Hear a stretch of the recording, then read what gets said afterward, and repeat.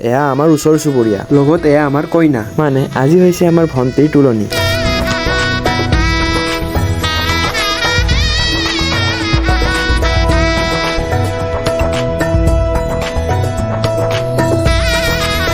এনেদৰে ৰভাৰ দলত আজিৰ পৰ্ববোৰ চলি থাকিল। আচলতে আজি মেইন তুলনিখন নহয়, অৰ্থাৎ বুজিছেনে আজি কিহৰ পৰ্ব এয়া? বাৰু এইফালে লক্ষ্য কৰক, এওঁলোকৰ এয়া কিছু ফূৰ্তিৰ মুহূৰ্ত, গুড়াৰে মেকআপ কৰি আছে হে।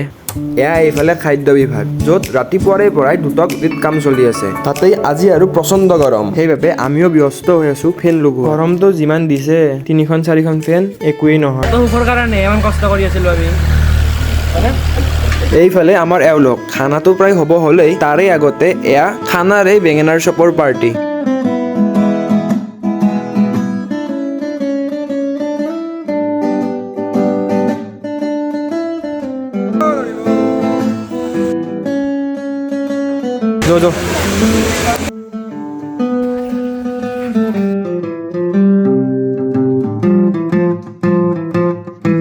এইফালে আমাৰ সকলো কাম কমপ্লিট। এওঁলোকে এতিয়া ডেস্ক বেঞ্চ ঠিক কৰি আছে, আমি হাত চাত গোটেই তাতে লৈ গ'লোঁ, দাদা আৰু মই। পূৰা হাই বুলি কৈ দিয়া তা। অঁ ফাদাৰ, দেউতাই কিবা এটা কৈ দি। ইয়াতে আমাৰ কামৰ সামৰণি হ'ল আৰু এতিয়া আমি চোতালতে সকলোৱে বহি অকণমান কথা পাতি আছোঁ। এইবাৰ আমাৰ নিমন্ত্ৰণ ৰক্ষা কৰি আমি আহিলোঁ আমৰ জ্বালা পচলা খাবৰ কাৰণে।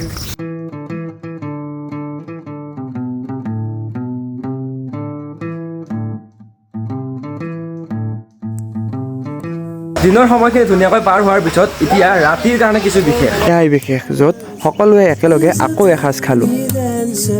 Watching over me, he's singing Caesar, Caesar lady, and I am just a boy.